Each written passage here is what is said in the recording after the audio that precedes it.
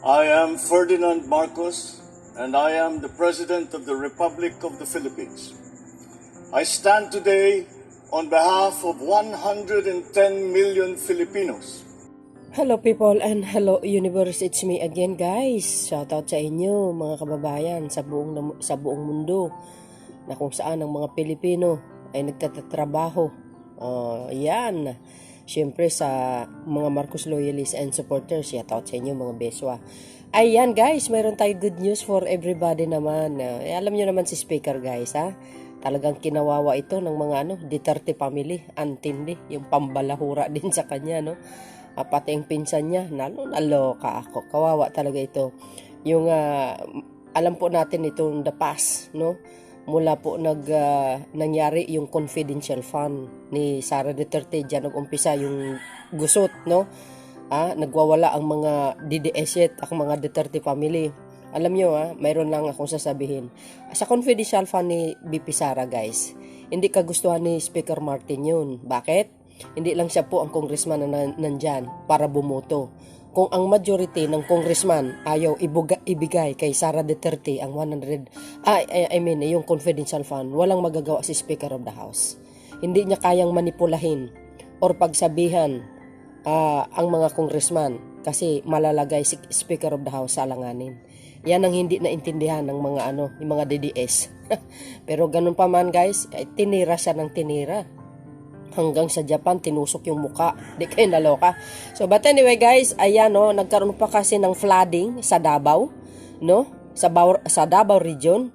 Ito naman si Speaker to the rescue, mga kababayan. Grabe ang kanyang ginawa, Well, I think, siguro, baka inutusan ni Pangulong Marcos Jr. na naman ito, laging ganyan, Kasi pag hindi, kumbaga, walang time, busy sa schedule ang Pangulo, si Speaker Martin ang kanyang inutusan kasi guys, yung mga dares kasi, siya ang pumupunta, sa iba't ibang region para magbigay lang ng tulong, yung mga makinarya, lahat mga libreng fertilizer, gawaan ni Pangulo Marcos Jr. Kaya nasabi ko, malamang inuutusan ito, So dahil dyan, yung mga taga Davao, mga kababayan, ayun, magkanong binigay niya? Sabi ng Pilipinas Today, ayan guys. Magkano? Romualdez tumulong, iti Davao, Ilocano to, 150 million cash aid, 51,000 relief pack, iti nalayos, kumbaga nasalanta ng flooding dyan sa Davao. Personal na inendorso ni Speaker Martin Romualdez ti paninigruar ti DSWD, ayan, iti 150 million na tulong pinansyal, ayun, sa mga taga Davao po yan mga kababayan, Ilocano to but anyway, ayan guys, yung mga binigyan niya, dyan po sa Davao region. This is to reassure and let our kababayans in Davao region know that the government of President Ferdinand Marcos Jr. is here and it is doing its best to alleviate their condition. Aid will continue to flow in your areas as you all recover from the adverse effect of the floods. Ayan, sabi po ni Speaker yan guys Sabi niyo, we cannot be sidetracked by political issue. Oo nga naman, diba? That distract us from our primary objectives. We need to ensure that work will continue and public service will reach the people, especially during this difficult time. Speaker Ferdinand Martin G. Romualdez. Basta, Mr. Speaker, mag-ingat lang po kayo pag nagawi kayo sa mga lugar, sa mga banda dyan. Ingat po lang kayo. Sana paigtingin na inyong mga bodyguard. Mahirap na po, Wala akong ibig sabihin, guys. Basta ang sinabi ko, mag-ingat lang si Speaker. So, yan ang ating Speaker of the House. Oo nga naman, isang tabi ang politika. Ang importante ngayon, mga kababayan, ang pangangailangan ng bawat Pilipino sa bawat region. Katulad ito sa Kuna. Kung puro bangayan ng bangayan, walang mangyayari guys. Kasi kailangan ng mga maralita, yung mga napiktuhan ng mga dilubyo, ang tulong ng gobyerno. Pero ito naman yung iba, binipilit lang talaga nila na maninira ng kapwa. Nawala na naman sila sa pwesto, pero tuloy-tuloy pa din ang paninira nila. Yung taong nagtatrabaho, Kasi gusto lang talaga nila bumalik sa sa kapangyarihan. Hindi ko alam kung anong klase ng mga taong ganito, mga kababayan. But anyway guys, papasalamat tayo kay Speaker of the House. Salamat po. At least wala siyang wala siyang sama ng loob sa mga naninira sa kanya, sa mga taga Davao. Mag-isip-isip po kayo. Dapat sumuporta kayo sa mga taong nakakatulong sa inyo sa oras ng kalamidad. So yun mga kababayan, ano pong masasabi nyo kay Speaker? Ha? Sa mga galit kay Speaker, sige lang, banat lang po kayo. Alam nyo, binabanatan kasi ito si Speaker of the House at si Pangulong Marcos Jr. Ha? Ang inuuna nila guys, si Speaker. Pag ito kasi si Speaker, mapatalsik bilang Speaker of the House. Tapos pipili naman ng iba, iupo yung makatukhang, no, makapitan yun bilang Speaker. Delikado si Pangulong Marcos Jr. guys. Talagang malamang yan, gagawa ng paraan para ma-impeach. Kaya si Speaker palaban. Palaban pero simple lang ang kanyang banat, no? So but anyway, another good news for everybody guys. Kikita nyo guys, sabi ng Remate Online, ayan, PNP focus crime bumaba ng 28%. O di kayo naloka. Kung ikumpara yung mga nakaraan, magkano ang natsugi nung sa panahon nila, 'di ba? Ang dami ang daming natsugi noon. O yan, sabi po ng PNP, basahin po natin guys This is good news, siyempre naman, under the Marcos administration actually. Manila, Philippines, dahil sa tulong ng mga mamamayan ay nakapagtala ng Philippine National Police, PNP ng 28% pagbaba ng focus crime mula sa Enero 1 hanggang 30 ngayong taon. That is last 2023, no? So, sa press briefing sa Camp Crame, Quezon City noong Merkulis, sinabi ni PNP spokesperson Colonel Jean Pajardo na may kabuuang 2,301 focus crime ang naitala na panahon itong kumpara sa 3,2023 krimen na itala sa parehong panahon noong nakaraang taon. Nabatid na inuri bilang focus crime ang murder, homicide, physical injury, rape, theft, robbery, vehicle, theft of motorcycle, thief. Mga kababayan, samantalang mayroong DDS na nag-comment, sabi marami daw na tsugi daw ngayon sa panahon ni Marcos administration. Talagang ipal talaga itong mga DDS 7, no? Oy, mag-research kayo matuto kayo mag-research. Hindi pa pudo kayong kuda ng kuda. Mga marites sa Quiapo, mas mababa ng 28.61% at sana sa tulong ng ating mga kababayan para masustain natin itong pagbaba ng mga krimen. Yes, mababa ang krimen natin at nagbibigay ito ng motivasyon sa ating mga pulis para mas lalo nilang pag-igihin ng kanilang trabaho at alam ng mga pulis kung ano ang dapat na focus, at ang focus natin is to enforce the law. Tama, ang implement yung mga legal orders ng mga duly constituted authorities. Nakita natin ang pagbaba ng 28.61% sa focus crime at sana sa tulong ng ating mga babayan natili natin itong pagbaba ng krimen.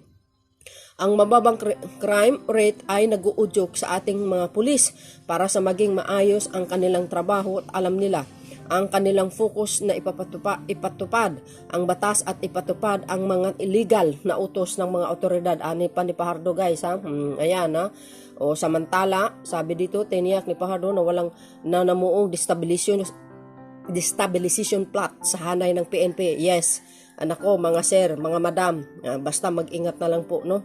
At protektahan natin yung bansang Pilipinas na walang makakapasok dito ng mga salot sa lipunan. Kung ano man yung mga narinig natin ay let us be cautious sa mga narinig natin ng mga balibalita. But on the part of PNP, wala tayo na monitor na destabilization plot or even yung COP. Itat sinabi ng opisyal, sinabi niya na naggabay ni PNP Chief General Benjamin Acosta Jr. para sa mga opisyal ng pulisya ay mananatiling political. Alam natin yung ating mandato, ayan, at mananatil tayong pagtupad ng ating tungkulin at kasama na diyan yung mga uploads at pagrespeto sa rule of law. Alam niyo, sa totoo lang guys, napapansin ko sa mga pulis ngayon, medyo maganda yung yung naririnig natin tungkol sa kanila. Hindi naman yung mga iba siguro Baka may problema sa buhay, kaya nagwawala. Kaya ganun. Pero actually dito sa amin, anak ko, ang daming pulis sa paligid, laging nag-check, basta nagro-ronda. Galing, dati-dati hindi sila ganun eh. Kaya nagugulat ako, ba't kaya palaging may pulis? Well, ayon sa direktiba ng ating mahal na Pangulo, paigtingin ang pagbabantay, di ba? To enforce the law. So, yun guys, congratulations sa PNP at sa buong Pilipinas. Ayan. And of course guys, congratulations sa Marcos administration. Talaga maganda ang pamumuno ni Pangulong Marcos Jr. Biro mo yun, 28% ang bumaba ang crime rate. Mayroon ba ganyan na nangyari sa past administration? Wale. Hanapin nyo nga. Maganda yan guys ha. Bukod pa dyan, ang dami pang mga droga guys ha. Mga smuggler na nakumpiska. Lagi kong ina-update dito yan. So another good news tayo. Ito na naman, okay? Nakikita nyo ito mga kababayan? Sabi ko sa inyo eh. Breaking. PH economy grow by 5.6% year-on-year in the fourth quarter of 2023. What? Wow na wow. Pwede kinaloka. See? Ibig sabihin, nasa magandang path ang Pilipinas under the Marcos administration. Alam nyo mga kababayan, ang pagmahal ng bigas, natural lang po yan. Hindi nyo pwede po isisi sa gobyerno. Lalo na itong mga anti-Marcos na ito. Sila naman talagang nagrereklamo guys, wala nang iba. Kasi yung iba talagang Pilipino, malawak ang kaisipan. Matatalino kasi sila. Except lang itong mga anti-Marcos at itong mga alipuris ni Inday Tukhang at ni alipuris ni Boy Pitanyol. Makikitid ang mga utak yan. Hindi mo pwede maasahan yan. Kahit tama ang ginagawa ng Marcos administration, mali pa din sa kanila. Ganon. Di ba? Pero dapat maintindihan po natin kung ano ang nangyayari sa buong mundo. Mag-research kayo. Yung iba nga nagkakalampag na sa kalsada. Bakit? Dahil mahal ang gasolina. Sa totoo lang mga kababayan, real talk tayo, mag-research kayo. Ano nangyari sa buong mundo? Dahil mahal ang gasolina sa world market.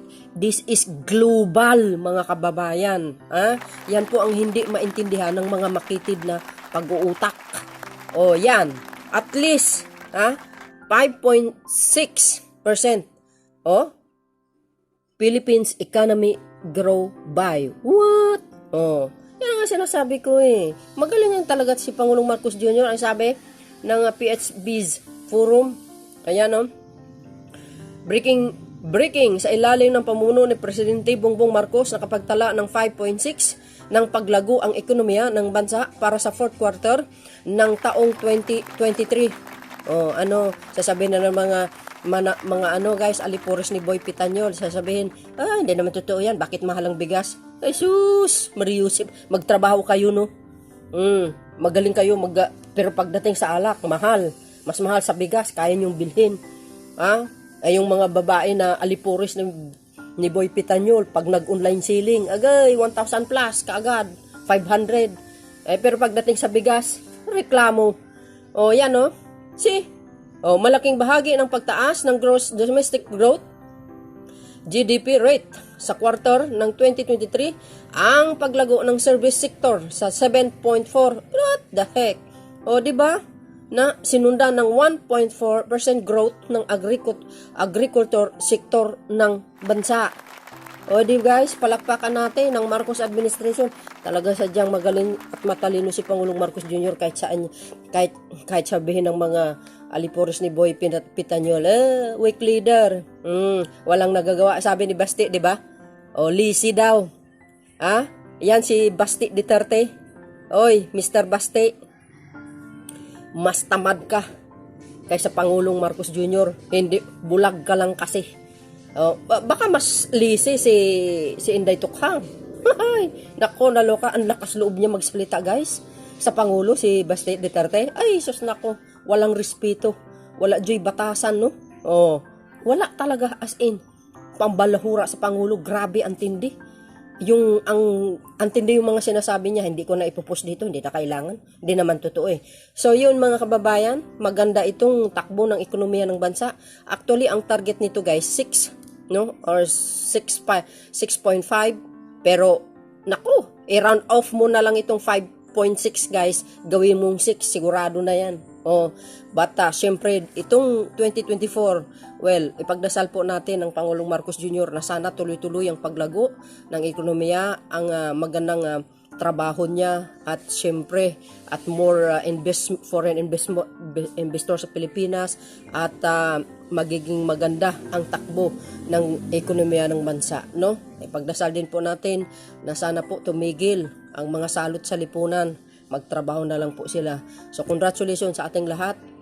See you again guys on my next upload video, and mag-ingat po kayo. Bye and babo. God bless Philippines.